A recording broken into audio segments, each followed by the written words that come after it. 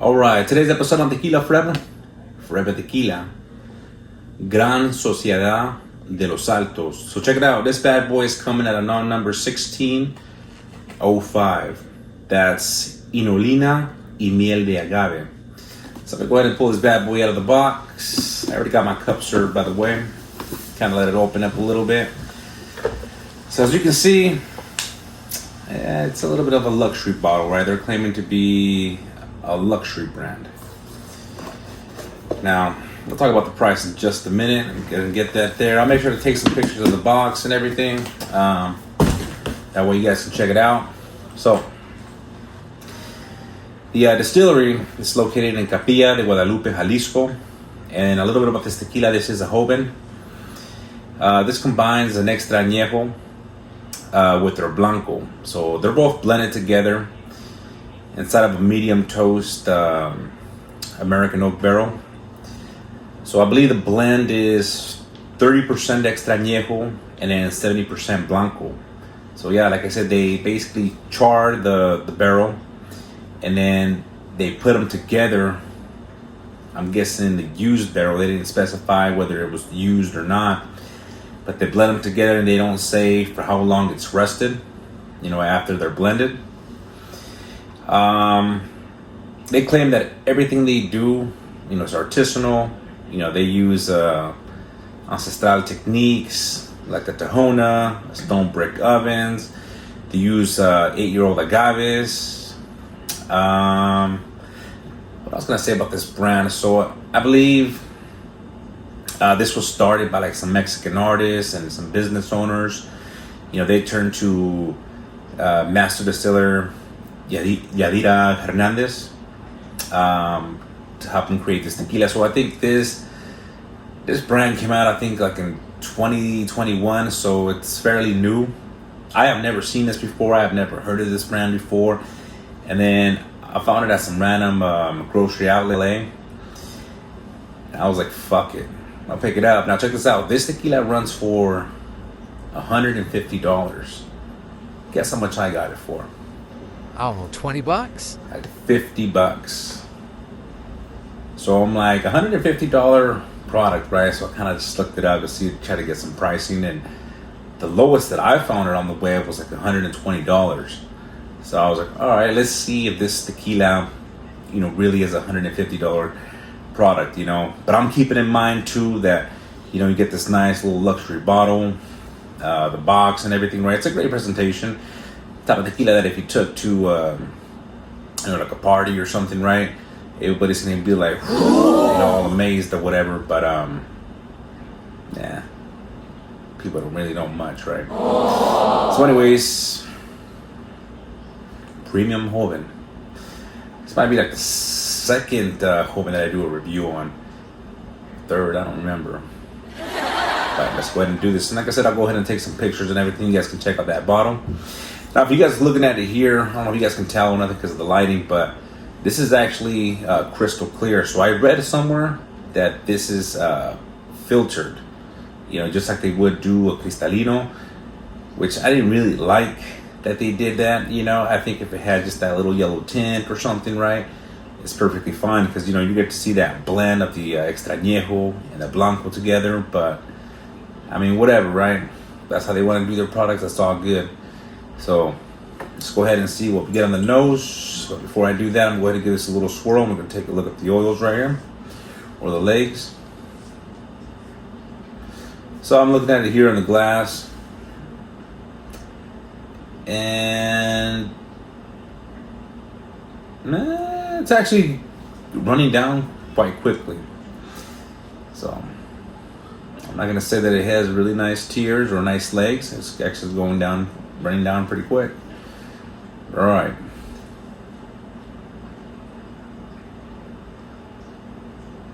Okay, so what I'm picking up on the nose is some citrus. Maybe, maybe something like, what do you call it?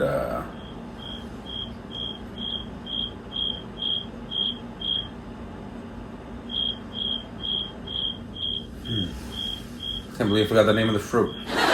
I'll run in just a minute. I'm also picking up a little bit of like caramel. There's just a little bit of brine, some alcohol.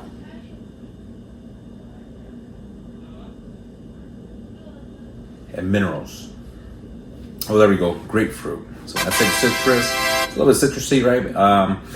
Maybe like some yellow grapefruit. Yeah, so a little bit of grapefruit. As I said, some caramel, brine.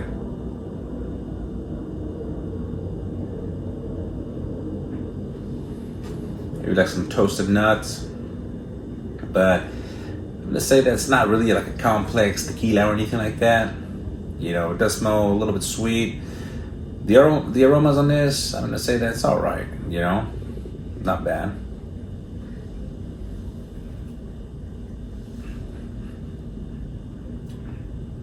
I'm gonna say it's really silky. There's a little bit of heat to this tequila. But it doesn't have a bad mouthfeel or anything like that. I mean, it has a nice little mouthfeel to it. You know, so it's really silky.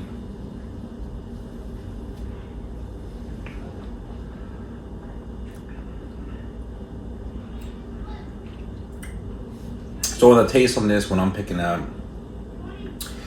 a little bit of spices.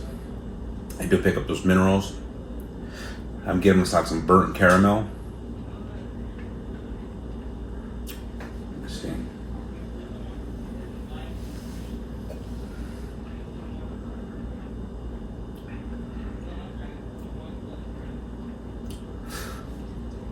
Some earthy notes and cinnamon. So what I want to say about this tequila, so check it out. $150. This ain't worth $150. You know, I understand the luxury box and everything, right? It being fancy. But I do take that in consideration, right? Looking at the bottle, the box presentation and everything. So I know part of the price has something to do with that.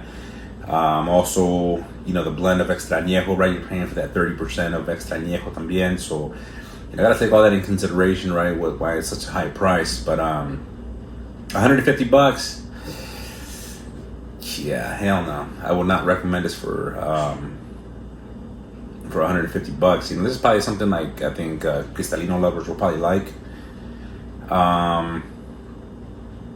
You know, it has a little bit of heat. It goes away. Then after that, it's pretty smooth. But I don't feel like I'm really drinking a tequila. You know what I mean? I don't think this has additives. I'm not sure. If you guys were to look up that distillery, I know you're going to see diffuser / Tahona for extraction. So my understanding is that at that distillery, there's two facilities, right? So there is a diffuser for certain products, and then there is a Tahona, a separate facility within the distillery. So this one is, all Tahona crushed. I think maybe where the problem in this tequila is maybe it being filtered. If that's so, because I don't see the color tint or anything, so I'm guessing that's where the problem lies on this. Because then obviously you're probably going to lose some of the, some of the flavors and the color tones and everything. But you know what? I think if this was at the price that I got it for, like $50. Then yeah, I mean, I can recommend it. It's all right, especially because the whole look and everything. But to be honest with you guys, for the price that it is, no, not even $100. No, I think $50, $60, but it'll be okay. So I'm gonna rate this at its suggested retail price of $150. What I would say at $150 for this Joven, taking everything in consideration that I mentioned, I would say that I would rate this like an 80 to 82, somewhere around that range. It's not horrible, but now at the price that I got it for, $50, I'll probably go as high as like an 84. I think 82. 84 at that price, but I don't know. But yeah, that's my personal opinion on this tequila. Every batch is going to be completely different, of course, since it's, you know, since this is an artisanal product. And let's see. This one is from 2021 or selection 2021A. You know, so every batch is going to be different from what they claim. I'm sure it is, right? If it's artisanal, but yeah. So overall, do I recommend it or not? If you can find it at the same price that I did, I mean, sure, I'll recommend it. You know, so it's okay. You know, just kind of like a little luxury, you know, tequila, right? Kind of impress your friends. But at the price that it's at its original price, stay the hell away from it. That's all I gotta say. So thank you very much. Hope you guys enjoyed the review. Let me know if you guys have tried it, seen it, heard of it. Till next time. This serves something different.